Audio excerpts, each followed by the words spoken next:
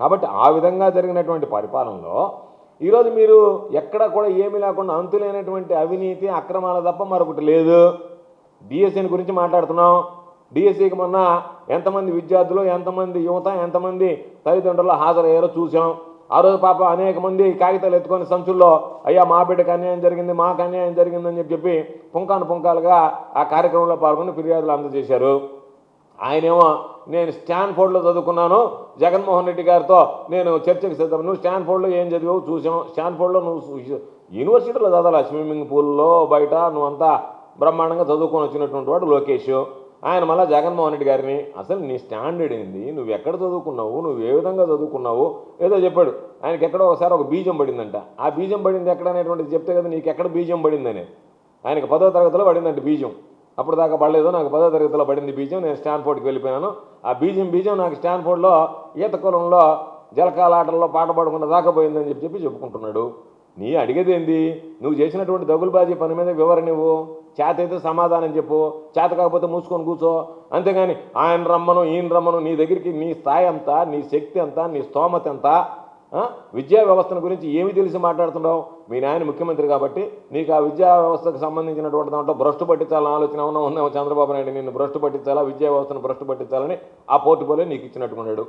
ఎవడన్నా చదువు సంజయ్ లేనటువంటి మొద్దబ్బాయిలకి తీసుకొచ్చి విద్యా వ్యవస్థను ఇస్తే దాన్ని ప్రక్షాళనం చేస్తున్నామని చెప్పి దాని పేరుతో రకరకాలైనటువంటి స్కాములకు పాల్పడతా ఈరోజు మీరు దోపిడీ చేస్తుంటే, ఎంతోమంది నిరుద్యోగుల పాపం ఆవేదన చెందుతుంటే, వాళ్ళ అన్యాయానికి గురి ఏమో మోసపోయామో అని చెప్పి బాధపడుతుంటే దాని గురించి ఆలోచన చేయకుండా మీరు డిఎస్సీకి సంబంధించి సవాళ్లు విసరతా, వాళ్ళని అవమానపరిచే విధంగా మాట్లాడతా, అధికారుల చేత ప్రెస్ మీట్లు పెట్టిస్తా, ఏదో ఒక విధంగా దాన్ని మసిపూసి మారేడికాయ చేసి డైవర్షనల్ పాలిటిక్స్కు పూనుకుంటున్నారు తప్ప జరిగిన దాంట్లో వాస్తవం ఉందా లేదా, దాని మీద సిబిఐ విచారణ జరిపిస్తే మీకు వచ్చేటువంటి నష్టం ఏంటి, వాస్తవాలు ప్రజలకు తెలుస్తాయి.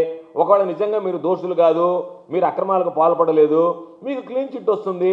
దానికి సంబంధించినటువంటి దాంట్లో మీరు ఎందుకు వెనకాడాల్సినటువంటి పరిస్థితి ఏర్పడుతుందంటే అవినీతి అక్రమాలు జరిగిన మాట వాస్తవం కాబట్టి, మీ భాగవతం అంతా బట్టబయలవుతుంది కాబట్టి, మీ దుర్మార్గాలన్నీ వెలుగు చూస్తాయి కాబట్టి, మీ అవినీతి కోణం అంతా మొత్తం ప్రజలు తెలుసుకుంటారు కాబట్టి దాని నుంచి మీరు బుకాయించడానికి బయటపడడానికి ఈరోజు సిబిఐ ఎంక్వైరీ వేయకుండా దానిలో నేను రాజీనామా చేయాల్సినటువంటి అవసరం లేదని తణుకుతాను ప్రకటించుకుంటా.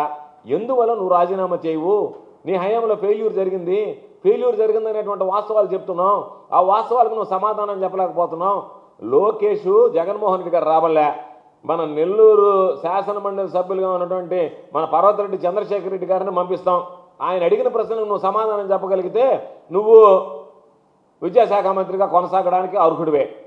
కాబట్టి ఆయన అనేక సందర్భాలలో చంద్రశేఖర్ రెడ్డి గారు కానీ, అనేక మంది విద్యావేత్తలు కానీ, అక్కడ ఉన్నటువంటి మోసపోయినటువంటి నిరుద్యోగులు కానీ గోల్డ్ మెడల్స్ తీసుకొచ్చి జగన్మోహన్ రెడ్డి గారు అయ్యా నేను బంగారు పథకాలు సాధించాను, నాకు మాత్రం రాలేదు, అసలు కనీసం క్రీడా మైదానంలో అడుగు పెట్టినటువంటి వాడికి, ఆట చేతగానటువంటి వాడికి, పోటీ పరీక్షలో కూర్చున్నటువంటి వాడికి ఈరోజు డిఎస్సీలో ఉత్తీర్ణులయ్యారు, దీనికి సంబంధించి ఏందో చెప్పండి అని అడుగుతుంటే దానికి సమాధానం చెప్పకుండా అధికారులు ఏం చెప్తున్నారు?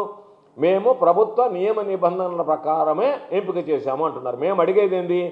ఆ ప్రభుత్వం విధించినటువంటి నియమ నిబంధనలను ప్రశ్నిస్తున్నాం. మేము నిన్న ఎవరో ఒక ప్రెస్ మీట్ పెట్టి నెల్లూరులో ఆ తెలుగుదేశం పార్టీ జిల్లా అధ్యక్షుడు డిఎస్సీకి సంబంధించి మొత్తం ఆయన ఏదో మెగా డిఎస్సీ అంట, అదంట ఇదంట, అంతకుముందు డిఎస్సీ లేదంట, వీళ్ళే డిఎస్సీని కనుక్కున్నట్టుగా ఏదో మాట్లాడారు. మేము మీకు స్పష్టంగా చెప్పేది ఏంది? జరిగినటువంటి అవకతవకలో ప్రభుత్వం కొన్ని నిర్ణయాలు తీసుకునింది. 2% స్పోర్ట్స్ కోటాను 3% దేనికి పెంచారు? అక్కడ ఉన్నటువంటి 36 క్రీడలను అదనంగా మీరు ఎందుకు పెంచాల్సి వచ్చింది? 29 ఉన్నదాన్ని 65కి ఎందుకు చేర్చారు? 36 ఎందుకు మార్చారు? అదేవిధంగా AP state service and subordinate రూల్స్కు సంబంధించి మీరు అమెండ్ చేస్తూ పోటీ పరీక్షల్లో స్పోర్ట్స్ కోటా కింద సెలెక్ట్ అయ్యేటువంటి వాళ్ళు పోటీ పరీక్షల్లో కూర్చోవలసినటువంటి అవసరం లేదనేటువంటి జీవో ఎందుకు తెచ్చారు? మరలా దాన్ని సవరిస్తూ జీవోఎంఎస్ నెంబర్ 56 ఎవరు కూర్చున్న ఏది డిఎస్సి తంతంతా పూర్తయిన తర్వాత మీ అవినీతి అక్రమాలంతా మీరు పూర్తి చేసుకున్న తర్వాత పాల్పడిన తర్వాత మీరు మరలా జీవోఎంఎస్ నెంబర్ 56 తీసుకొచ్చి ఎవరైనా సరే స్పోర్ట్స్ కోటాలనైనా సరే మరలా మీరు కూర్చొని పరీక్ష రాయాల్సిందని చెప్పి మరలా ఎందుకు గతంలో ఇచ్చినటువంటి వాటిని మరలా మీరు వాటిని సవరిస్తూ వాటిని తొలగిస్తూ మరలా ఎందుకు ఒరిజినల్ వాటిని రెస్టోర్ చేశారు? వీటికి సమాధానాలు చెప్పండి అని అంటే వాటికి సమాధానాలు చెప్పేటువంటి ధైర్యం లేదు. సమాధానాలు చెప్పడానికి మీ దగ్గర ఎక్కడ కూడా వాటికి సంబంధించినటువంటి ఆన్సర్స్ లేవు. అందుకని మీరు ఏదో ఒక విధంగా వాళ్ళని వీళ్ళని మాట్లాడడం తప్ప అడుగుతున్నారు. డబ్బులు చేతులు మారాయి, సోషల్ మీడియాలో ఆ వీడియోలన్నీ వైరల్ అవుతున్నాయి, ఆడియోలన్నీ వైరల్ అవుతున్నాయి. వాటికి సంబంధించినటువంటి దాంట్లో ఏదైనా విచారణ చేపట్టండి. ఎవరు దానికి బాధ్యులు నిగ్గు తేల్చండి. ఎవరు డబ్బులు అడిగారు, ఎవరు డబ్బులు ఇస్తా ఉన్నారు, ఎవరికి డబ్బులు ఇచ్చారు, ఎక్కడ చేతులు మారాయి అనేటువంటి దాని మీద విచారణ చేపట్టండి. అంటే దాని గురించి మీరు మాట్లాడేటువంటి పరిస్థితుల్లో లేరు. కాబట్టి మేము లోకేష్కి ఛాలెంజ్ విసురుతున్నాం. నువ్వు ఏదైనా సరే మేము అడిగినటువంటి ప్రశ్నలు బాహాటంగా బహిరంగంగా అడిగేటువంటి ప్రశ్నలకు నువ్వు సమాధానం చెప్పు. ఎందువల్ల స్పోర్ట్స్ కోటా పెంచావు, ఎందువల్ల స్పోర్ట్స్ కోటాలో సీట్లు పెంచావు, ఎందువల్ల స్పోర్ట్స్ కోటా కింద 400 పైచులకు నువ్వు ఫిలప్ చేసావు. ఆ ఫిలప్ చేసినటువంటి విద్యార్థులు ప్రవేశ పరీక్ష లేకుండానే ఈరోజు అంటే ఏంది, ప్రతిభ అవసరంలే, క్రీడా ప్రతిభ అవసరంలే, విద్యలో ప్రతిభ అవసరంలే, క్రీడలో ప్రతిభ అవసరంలే. కనీసం మైదానంలో ఆట ఆడడానికి చేతకానటువంటి వాడు, ఏ రోజు మైదానాన్ని చూడనటువంటి వాడు ఆ రోజు పరీక్ష రాయకుండానే ఏదో ఒక దొంగ సర్టిఫికేట్ తీసుకొచ్చి మీ దగ్గర పెడితే అది కరెక్ట్ అయిన సర్టిఫికేట్ అని చెప్పి మీరు వాళ్ళకు ఉద్యోగాలు ఇచ్చినటువంటి మాట వాస్తవము. దానికి సమాధానం చెప్పండి. అంటే ఏదేదో డొంక తిరుగుడు మాటలు అది ఇది చెప్పడం కాదు. ఇది వాస్తవమా కాదా? అదేమంటే పేకాటకి బ్రిడ్జ్ గేమ్కి తేడా తెలియదండి. ఏంది పేకాట అంటే, పేకలతో ఆడేటువంటి, పేక మొక్కలతో ఆడేటువంటి దాన్ని పేకాట అంటారు. దానికి ఏదో కొత్త పేరు ఒకటి పెట్టి దానికి సంబంధించినటువంటి దాంట్లో మీకు తేడా తెలియదంటే మాకంత తేడా తెలుస్తుంది. మేము స్టాన్ఫోర్డ్లో పోయి పేక ఆడినోళ్ళం కాదు కదా. మేము మామూలుగా అయితే ఇక్కడ చదువుకున్నటువంటి వాళ్ళందరం. కాబట్టి నీ అంత తెలివితేటలు ఎవరికి వస్తాయి? కాబట్టి నీకు అది ఉంటే నువ్వు దాని మీద సమాధానం చెప్పు.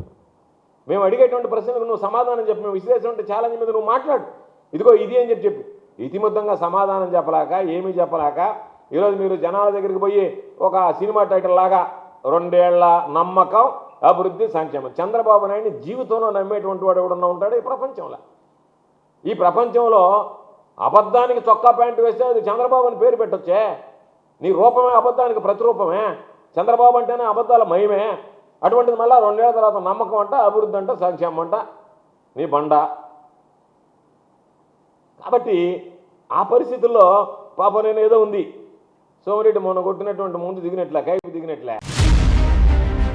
A new dawn rises in Stonehouse Paid, where dreams take flight and learning finds purpose. Born from the vision of our directors to create a stress-free learning environment where every child grows with confidence, joy and curiosity. A strong IIT and NEET foundation with AI, coding and robotics program nurturing innovators for tomorrow.